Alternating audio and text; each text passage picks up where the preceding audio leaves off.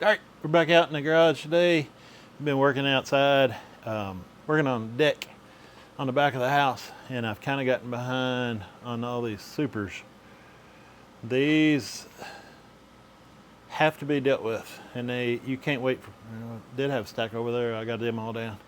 Um, these have to be dealt with, and they have to be dealt with in a timely manner. So that's what we're doing today. We're going to be checking these supers, separating mediums from the shallows, and painting the boxes, getting them all ready for next year, and putting mothball crystals on them, peridichlorobenzene. So that's where we're at. That's what we're doing. Be right back.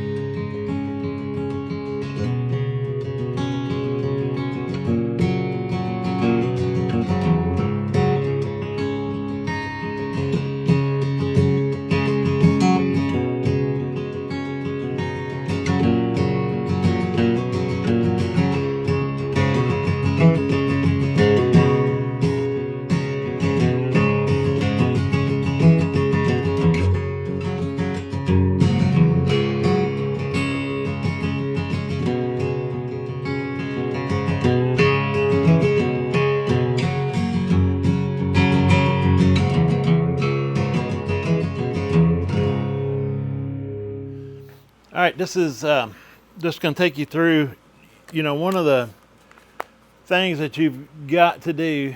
And, I've been doing this a long time, and there's been several years I didn't do it as good as I should have. But taking care of these supers is very important. This is what our honey crop is stored in. Each one of these supers, there's two different sizes here. These purple ones that I'm doing now, I just painted those two stacks. The white one there is a medium, blue one is a medium, that purple one is a shallow. So we got shallows and medium supers. They hold approximately 2.5 gallons of honey. And since honey sells for about $100 a gallon, each one of these boxes is responsible for $250 of our honey crop. So we need to take care of them. Sometimes we have to stop what we're doing to do the things that needs to be done in beekeeping, and this is one of those times. So they've got to be dealt with. You don't want hive beetle larvae in them. You don't want to let that get started, and you don't want wax moths, which I already got some wax moths that's getting started. But we've got them on a pallet, put them on a pallet there, and we're going to shrink wrap them. But we'll have the mothball crystals. Again, it's peridichlorobenzene. It's not naphthalene. Do not use naphthalene. Peridichlorobenzene crystals. We're trying a little something new this year. I'm going to try to put them in I think these were tea bags. They said 3x4, but it looks a little small to me. But I'm going to try to put some of the mothballs in here. I just got the ones at Walmart, and if you look at the label there to see what's in there, it says p-dichlorobenzene. That's what we want. So they will dissolve over time. When I first started using them, I didn't realize they would dissolve and go away. And I've had a multitude of problems and learned a multitude of lessons. But one thing I know for sure, these need to be handled correctly.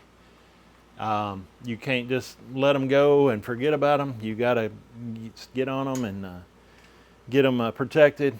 There's another product that you can spray in the comb, but I didn't want to spray every frame, so I'm using my Old Faithful with the crystals. So, but that's what we're doing. That's my paint roller and brush there I used to paint them with. These are, I think that's a mediums there. Some people call them Illinois. I always said I wasn't going to mix my equipment and have shallows and mediums both. But when you buy out other beekeepers and that's what they got, then that's what you end up with. So there's some mediums there. There's some shallows over there. We're going to get those. These are dry. Another thing I'll caution you against, don't do what I did. You see it's water in the floor. Don't do what I did and let them stand out in the rain. I put them out in the porch patio last night, and they got wet. And so I got what I could out in the sink, and then I come in here, my dang box fan. They don't cost much, and you get what you pay for, but that one ain't working. So I got this fan going here. I got the dehumidifier going. I might get the humidity way down in here and get these all dried out good. If you let them stay wet like that, they'll mold. You got a lot of mold in them, but you're still usable, but it's not doing the best to take care of your equipment. So again, this is very important. One of the things that a lot of beekeepers will let go, a lot of new beekeepers don't realize how important it is to keep those pristine and keep them in good condition. So that's what we're working on. This is some that I bought from a beekeeper last year. I think those boxes are cherry, but I'm not sure. Not sure what they are. But they've got just a rabbited joint on them, and most of my boxes have a dovetail, not really a dovetail, finger joint groove on them. But any of them that's loose, we're stapling them back together to get them tightened back up. Just overall care and taking care of your supers. But it's got to be done. I'm going to get all this done before I go to anything else. All right, this is what we're looking at as far as our supers go. This box looks to be in pretty good shape. Got a corner down there that's not in great shape. That corner down on that side is not in great shape either, but I think it'll be all right. But that's what we're looking at cleaning up. The only reason it's as clean as it is because we cleaned them last year. And this stuff does build up, and if you leave it for, the longer you leave it, the harder it is to clean up and the worse it looks. I want to get all this off, all this propolis off of here. That frame actually looks pretty good. So it don't need a lot of cleaning because we've been keeping it clean. I know from past experience, if you let them go, I did let them go for a while and thought, well, I'll just, looks like yeah, it's a moth. A wax moth right there. Half dead wax moth. So you can see how they're already getting in there. But yeah, if you let them go, it really, really gets bad, and it's really a pain to clean up.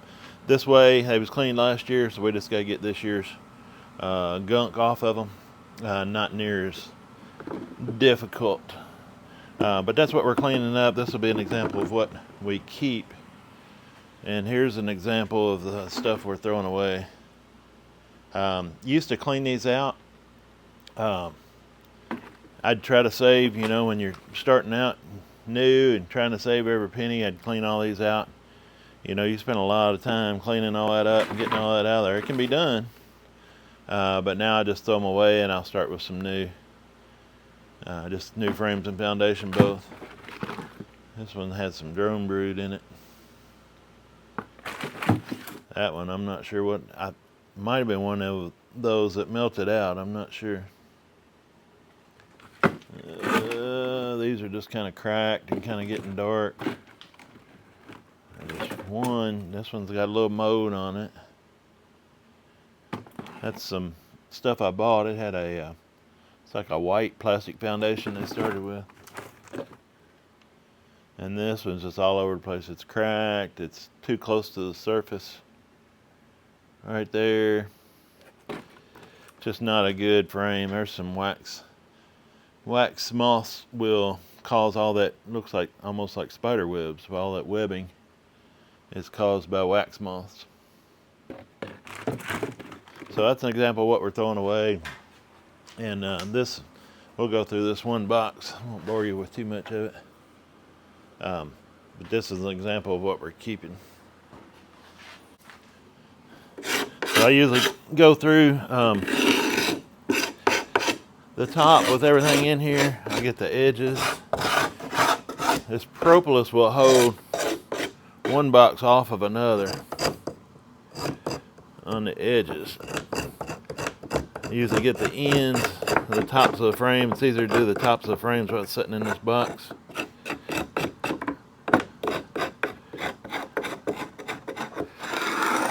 I get those ends down, and then I just go the length of the frame, scraping the propolis off.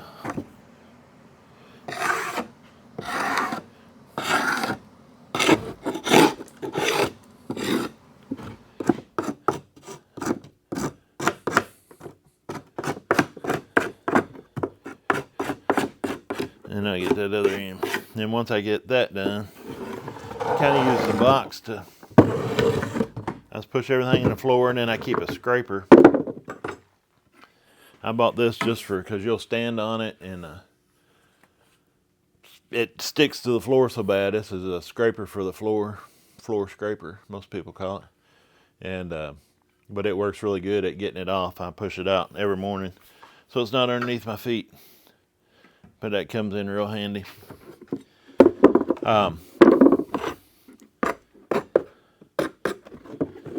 These frames are, like I say, they're in pretty good shape, so there ain't a whole lot to it. I will tell you a story about supers that I've towed before, but a long time ago when we were getting started, I had a buddy that was, he's a little older than I am, but we started about the same time, went to the same bee club, and one of the guys in the club was his mentor as well as my mentor. And he helped us out with a lot of stuff. But he helped my buddy out, and was talking to my buddy, and he said that the wax moths wouldn't bother super combs. And one like that, they probably wouldn't. And he was right to an extent, but if you've got super combs that's had some brood in them, or it's a little darker, if it's got cocoons down in, if it's got propolis in it, wax moths will bother it. So he told my buddy this, and my buddy put some wax moth stuff there. So he put them in garbage bags. He had super frames. He was told the wax moths wouldn't bother them, so he put them in garbage bags, black garbage bags, and stored them until he needed them next year. And he went to get them out the next year, and they were destroyed by wax moths. They will get in and just chew up every bit of this comb, and you'll be left with a bunch of webbing that I showed you a while ago, and wax moth poop is what you're left with, and it's a total mess. So not only you can clean them out, and I've done it a lot, but it's a pain. But it ruined all of his drawn, D-R-A-W-N, comb that he had for storing honey, so he was not too happy. So you need to, in beekeeping, you almost have to have a mentor, or more than one. The only thing is, if you have more than one mentor, you take everything with a grain of salt, but you can't go and you can't do a little bit of what everybody says. Some of the stuff they agree on, the people that you look up to and that you trust, they'll agree on some things, and that's fine. I had a lady I was helping, and she was doing part of the things the way I did, and she was doing part of the things the way another. I didn't know she was talking to somebody else, and they weren't meshing well. You can listen to more than one person, but you almost getting started, you have to do it the way one person does it, and not try to combine all the different ideas, because it doesn't work out. But pick one person that you listen to and try to do it the way they do it, and then once you kind of get your feet wet, then you can start adapting things the way you want to do it and how you want to do. So, but take everything with kind of a grain of salt. So when you have a mentor, it's good to listen to them, try to do things the way they do it, but it's your responsibility to take care of your own stuff and try to figure out what's going to work and what ain't going to work. And some of it's you're just going to make some mistakes, and it can't be helped. you have to learn some of the stuff. You have to learn the hard way. It's not as easy doing beekeeping as it is raising chickens or cows or goats or anything else that you might deal with. The beekeeping is a little more complicated. A few more lessons to be learned the hard way.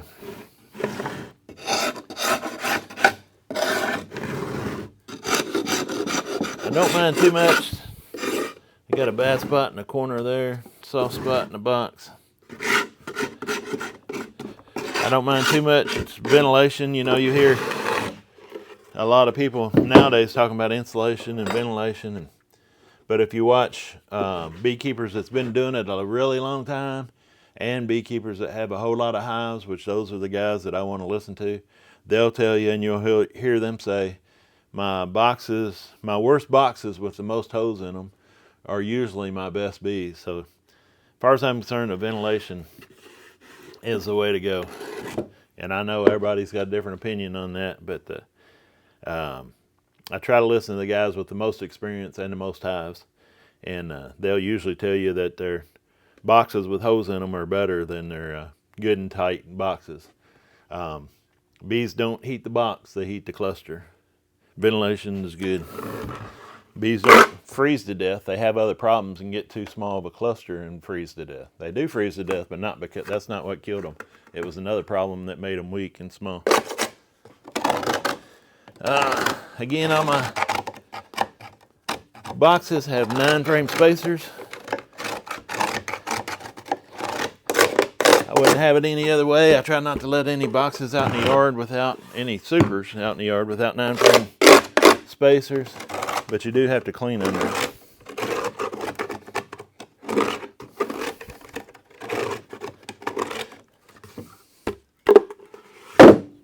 Makes it a little more difficult, but it's well worth it in my opinion. Alright, so there we got a clean box.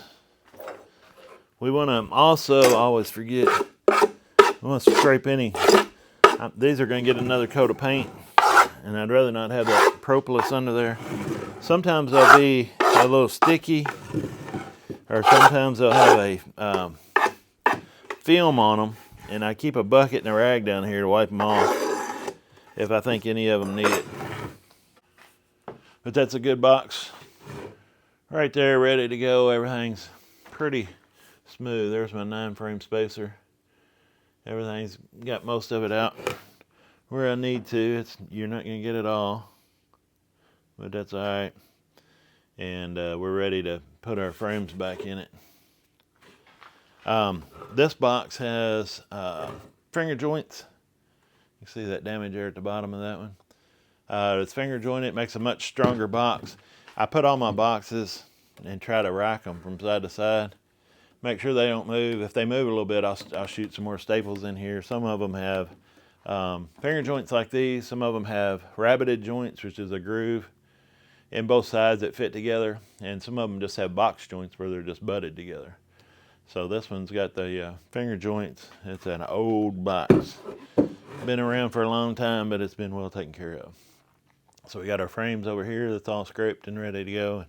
And we'll get them back in there now.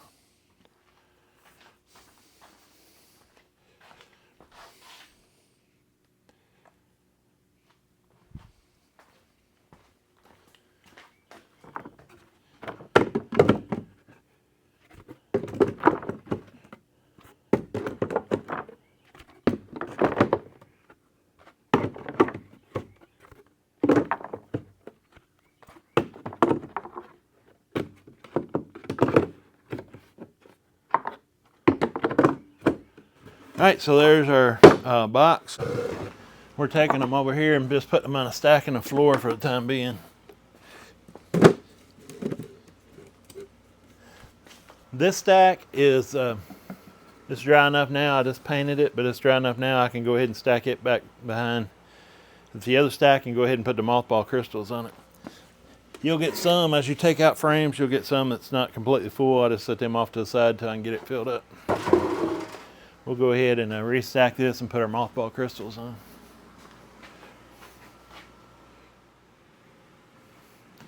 All right, we're just using an outer cover on the bottom.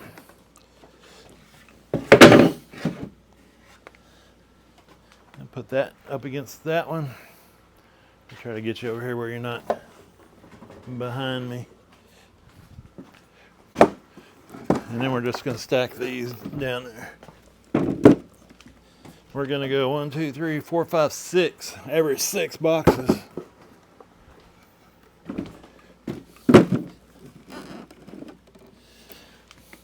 We're going to put some crystals on it.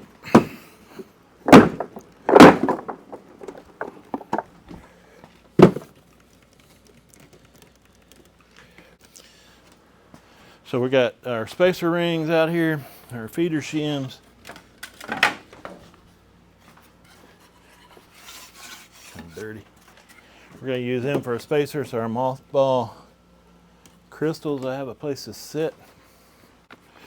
And then we're going to try to fill these up. I wish they was a little bigger.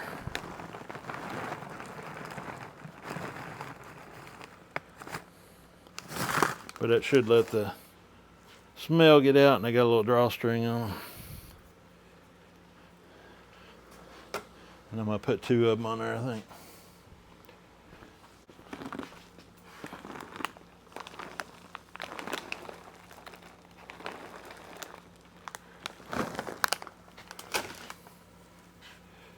So there's our paradichlorobenzene.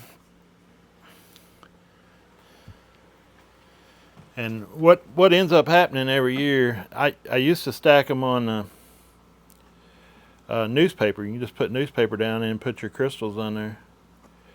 But what happens is you go to move them around and get your dolly underneath of them and tilt the stack over, they all fall off and go down in the bottom. So this is the ideal to keep that from happening. So we'll put 2 of them on there, and then we'll just keep stacking.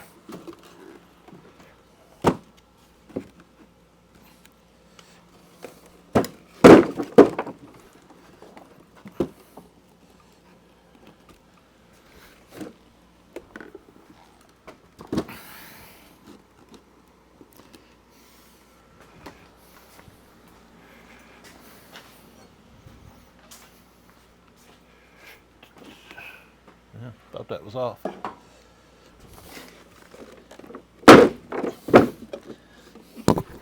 Go another 6 high, and then we're going to do the same thing. You can see they're kind of see-through. I don't know if you can tell that or not, but hopefully they let the smell out enough and work good. We'll see how they do, but it won't be spilling all inside our combs. The wax moths are a problem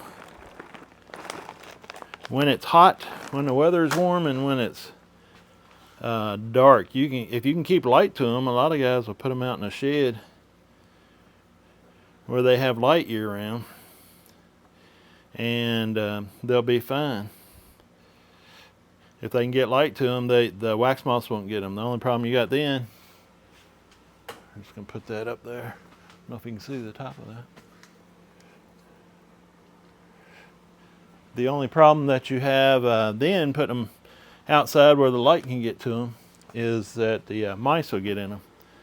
I had last year, I put a lot of stuff on pallets this year. I got the tractor and got the forks on the tractor, and I put stuff on pallets, and I put my supers on a pallet, much like you see here, and then just put cellophane on them. Wrapped them in shrink wrap, and it worked pretty good, better than I thought. I kind of taken a chance on it. It worked all right, but the problems I did have with it is I had mice get in it. So I had some of them, my frames are ruined by mice, and some of them, the top ones, it acted like a greenhouse and it melted the wax out of them. So I did lose some supers last year by that method, but the majority of them, probably 85% of them, made it through okay and did okay. I'd like to get 100% through the winter this year, so that's why I'm using this method. So we got 2 more of the crystals up there. Need another shim.